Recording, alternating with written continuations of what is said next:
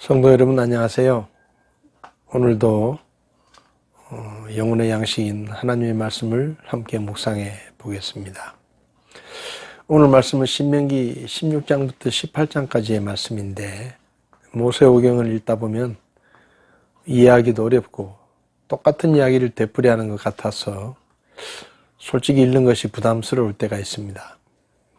왜 하나님은 절기들과 율법들을 반복해서 말씀하시는 것일까요? 본문 말씀을 통해서 우리는 그 이유를 생각해 볼 수 있습니다. 신명기 16장에서는 이스라엘 백성들이 지켜야 될 세 가지 절기를 이야기하십니다. 유월절과 칠칠절, 또 초막절을 말씀하십니다. 이 절기들은 구원과 연관해서 설명을 해보면 유월절은 구원의 조건이 믿음이라는 것을 보여주고, 그리고 열매를 거두어 감사를 드렸던 칠칠절은 구원받은 후에 우리가 어떻게 살아야 할지를 가르쳐 줍니다. 그리고 가나안 땅에 들어가서 광야의 여정을 기억하며 지키라 하셨던 초막절은 우리가 구원받은 후에 하나님의 은혜를 잊지 말아야 된다는 것을 말씀하고 있습니다. 그리고 18절부터 22절까지 절기에 대한 내용이 아니라 재판에 관한 말씀이 나오고 있는데, 성경에서 말하는 재판은 사람의 일이 아니라 하나님의 일이라고 말씀합니다.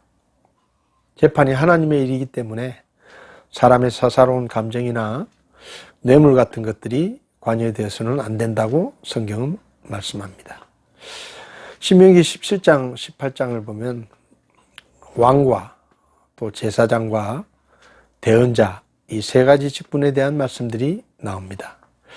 먼저 하나님께서는 왕에 대해 말씀하시면서 왕의 세 가지 조건으로 병마를 많이 두지 말라, 아내를 많이 두지 말라, 은금을 많이 쌓아두지 말라고 말씀합니다. 군사력을 의지하지 말라는 말씀이고, 쾌락을 추구하지 말라는 말씀이고, 그리고 탐욕을 따르지 말라는 말씀입니다.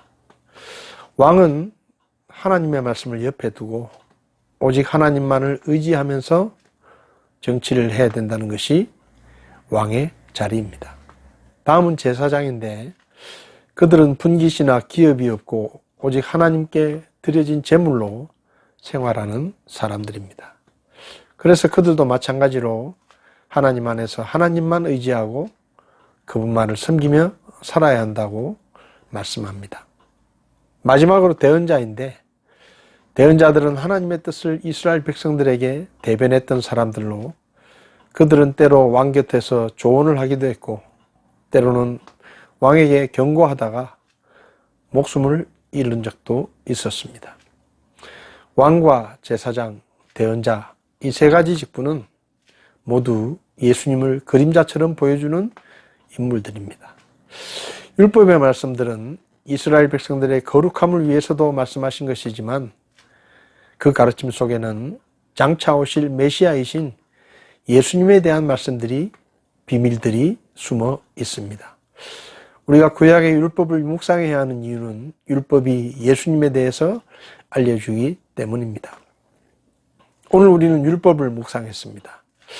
율법을 통해 우리는 사람의 행위로는 결코 구원에 이를 수 없고 하나님을 만족시킬 수가 없고, 오직 하나님이 보내주신 구원자 예수님을 믿음으로 구원에 이를 수 있다는 것을 깨닫게 됩니다.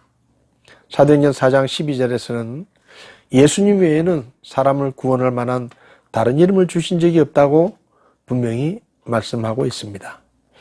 이 세상에 죄인을 구원하실 수 있는 분은 오직 한 분, 하나님이 보내주신 구원자 예수님 뿐입니다. 오늘 하루도 저와 여러분들이 예수님을 믿고 구원받았다는 것을 감사하며 복음에 합당한 거룩한 삶을 살고, 또 하나님의 은혜를 기억하며 예배자의 삶을 살 수 있기를 바랍니다. 그리고 잘못된 믿음에 빠져 구원받지 못한 사람들, 또 질병으로 고통당하는 분들, 감염의 위험을 무릅쓰고 수고하는 의료진들과 공무원들을 위해서도 우리가 기도해야 할 것입니다. 그리고 아울러 함께 지체된 성도들과 그 가정과 그 가족들의 안전과 건강을 위해서도 오늘 하루 우리가 함께 기도하는 그런 시간이 되었으면 좋겠습니다. 오늘 하루도 성도 여러분들의 가정과 또 하는 모든 일 가운데 하나님의 은혜와 하나님의 특별한 사랑이 함께 하시기를 기도하겠습니다. 감사합니다.